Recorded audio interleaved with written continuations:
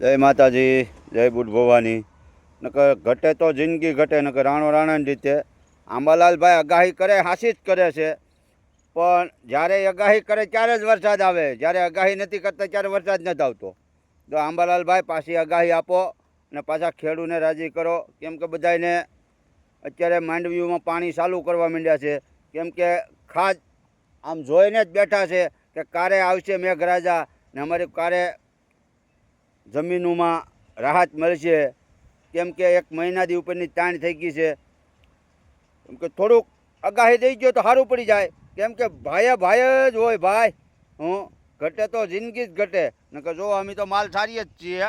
જોઈ લો ભાઈ અમારે વાસળી છે એક નાની એવી, એને અમે સારીએ મજા જ આવ્યા કરે. એનું નામ શીતલ રાખેલું છે. જેથી રામની પધરામણી થાય તેથી એનો જન્મ થયો છે. એમાં બહુ સારા દિવસોમાં જન્મ થયો છે. એ મને બહુ વાલી લાગે છે. કેમ કે હું જ્યાં બેઠો હોય ત્યાં આવી જાય. હાલતો થાવ તો હાલી આવે એવું છે ભાઈ. પછી કહેતા નહીં કીધું નહીં. કેમ કે આમ ખેડૂનો દીકરો છું, આમ માલે સારી લીધા, પછી ડાઇવિંગ કરું છું, બધું કરું છું. મોજમાં જ રહેવાનું ભલામણા. હાય ભાઈ, જય માતાજી, જય બુટ ભવાની.